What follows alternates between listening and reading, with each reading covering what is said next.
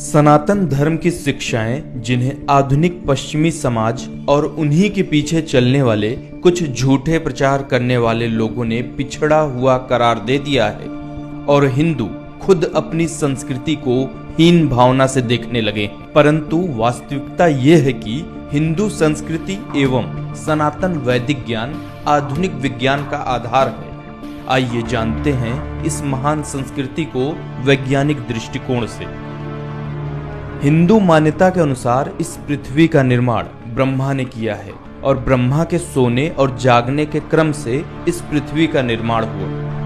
ब्रह्मा के एक बार जागने से सोने तक के समय को कल्प कहा जाता है और इस कल्प का समय 432 करोड़ साल माना जाता है। आधुनिक भूवैज्ञानिकों के अनुसार इस पृथ्वी की आयु भी लगभग इतनी ही है।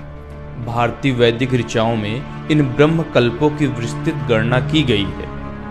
भारतीय गणित विज्ञान का इतिहास 400 ईसा पूर्व तक जाता है। प्राचीन हिंदू कृतियों में अंकों को दर्शाने के लिए शब्दों का इस्तेमाल किया जाता था। जैसे 2 को भुज कहा जाता था क्योंकि मनुष्य की 2 भुजाएं थीं, पर शब्दों से गणनाएं करना संभव नहीं था, तो 10 ईसा पूर्व में शब्दों को चिन्हों से बदल दिया गया। गणना की सरलता के लिए संस्कृत भाषा में अंकों को दर्शाने के लिए शब्दों के बजाय 9 चिन्हों से बदल दिया।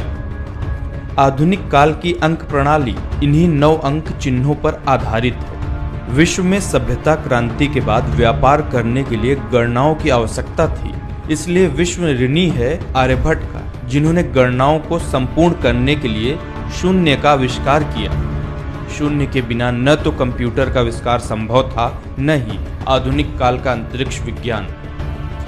गणना करने की प्रणाली बिना शून्य के संभव नहीं थी और ये प्रणाली भारत से अरब व्यापारियों के जरिए पूरे विश्व में फैली। फिबोनाची संख्याएं और उनका क्रम सबसे पहले भारतीय गणित में प्रकट होता है। पिंगला द्वारा संस्कृत परंपरा चांद शास्त्र में इसका उल्लेख किया गया है। बाद में इतालवी गणितज्ञों से बहुत पहले इन संख्याओं के निर्माण के तरीके गणितज्ञ विरहानका, गोपला और हेमचंद्रा द्वारा दिए गए थे।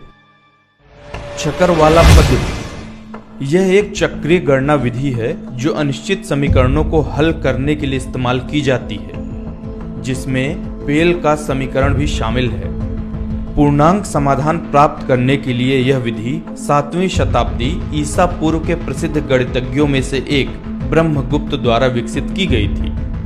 एक अन्य गणितज्ञ जयदेव ने बाद में समीकरणों की एक विस्तृत श्रृंखला के लिए इस विधि को आसान किया, जिसे भास्कर द्वितीय ने अपने बीज गणित ग्रंथ में और परिष्कृत किया। खगोल विज्ञान के संबंध में प्राचीन भारतीयों का ज्ञान बहुत ही उन्नत था। 13वीं सदी का कोणार्क का सूर्य मंदिर इसका महत्वपूर्ण उदाहरण है। मंदिर हिंदू देवता सूर्य को समर्पित है और सूर्य रथ के रूप में बनाया गया है। रथ के 7 घोड़े 7 दिनों और 12 पहिए साल के 12 महीनों को इंगित करते हैं।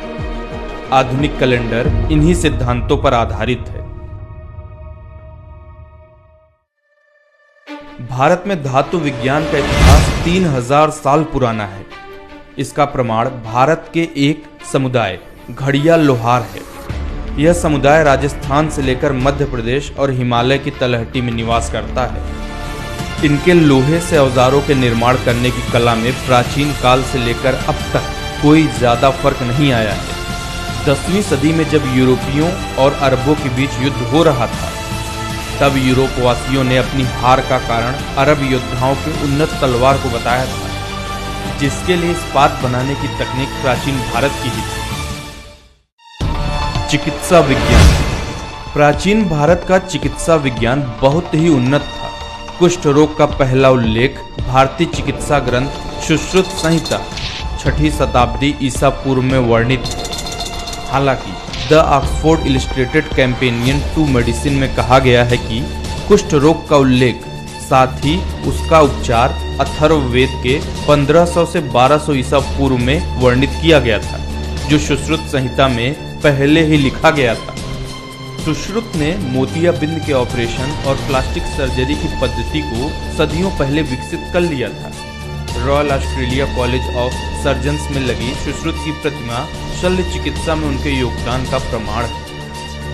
सैकड़ों सालों के आक्रमणों और गुलामी ने हमें सिर्फ राजनीतिक रूप से गुलाम ही नहीं बनाया, बल्कि मानसिक रूप से भी हम गुलामी की जंजीरों में जकड़ गए हैं।